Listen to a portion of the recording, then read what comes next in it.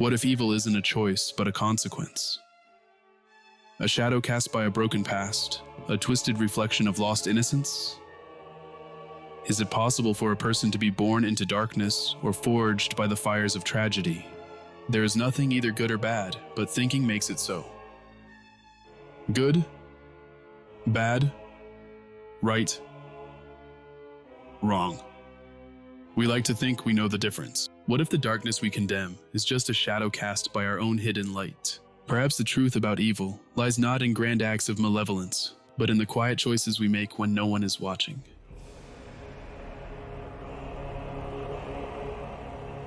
In fact, one way to look at the Stanford Prison study is that we put good people in an evil place, and we saw who won.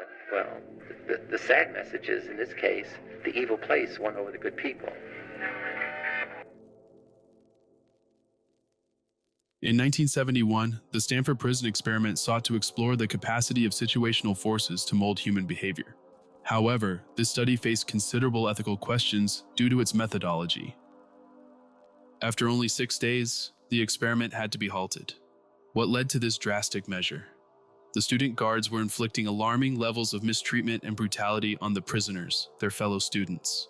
Furthermore, Zimbardo, in his role as prison superintendent, compromised his objectivity through deep immersion in his role. This manipulation of roles and a lack of ethical parameters undermined the validity of its findings, is an argument made by critics. Despite these shortcomings, the lessons learned resonate powerfully in real-world contexts. The dehumanization witnessed during Nazi Germany stands out as a harrowing illustration. Jewish people were systematically stripped of their humanity through propaganda, portrayed as subhuman threats to society.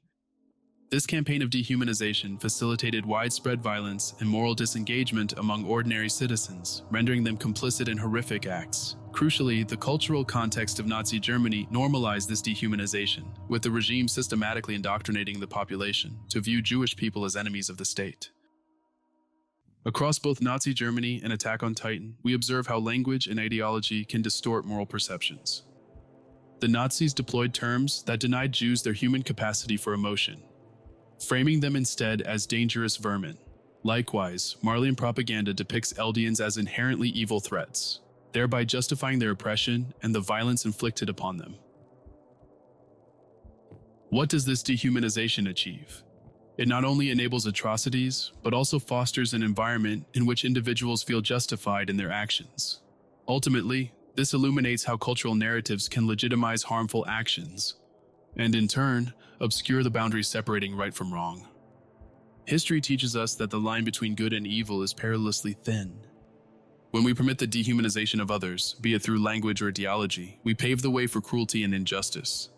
The Stanford Prison Experiment and the Holocaust both provide lessons that urge us to recognize our shared humanity.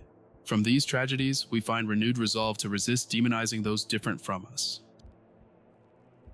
If situational forces can corrupt seemingly ordinary individuals, what is it that predisposes certain individuals to seek out or thrive in these dark environments? What inner qualities might amplify the effects of dehumanization and power?